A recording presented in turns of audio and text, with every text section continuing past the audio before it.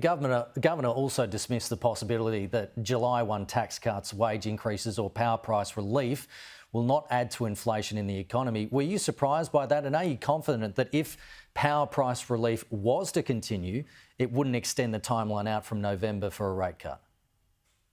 Well, power price relief that isn't sustainable simply puts a band-aid over the inflationary problem.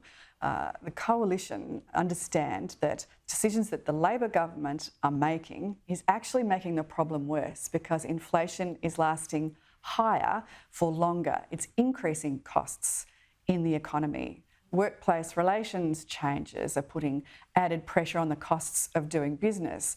The decisions around safeguard mechanisms on energy and caps on energy are decreasing supply, which pushes energy costs up in the long term.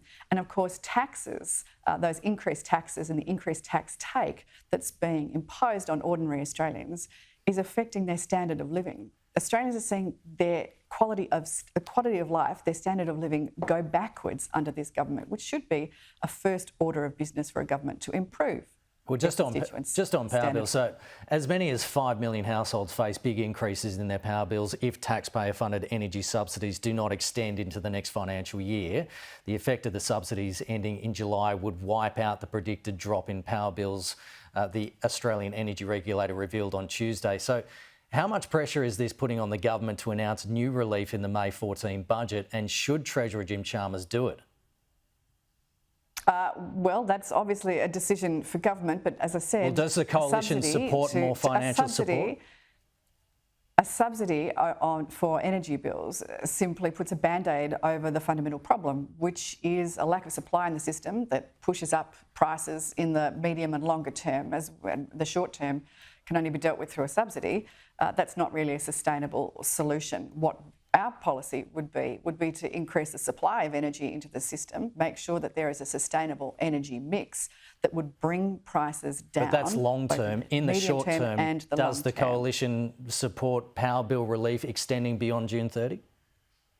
Well, that's not something that the Labor government is proposing. If they proposed it, well, then we would have a look at the legislation that would enable it and put it through our processes and make a decision then. Quite frankly, though, this is a problem of a Labor government's making, and it's a problem for a Labor government to fix. OK, we're running out of time, but I just want to ask you on something else. Children charged with serious crimes as young as 14 could be fitted with electronic monitoring devices in a major change proposed to Victoria's youth bail laws. As Senator for Victoria, do you support this state government plan?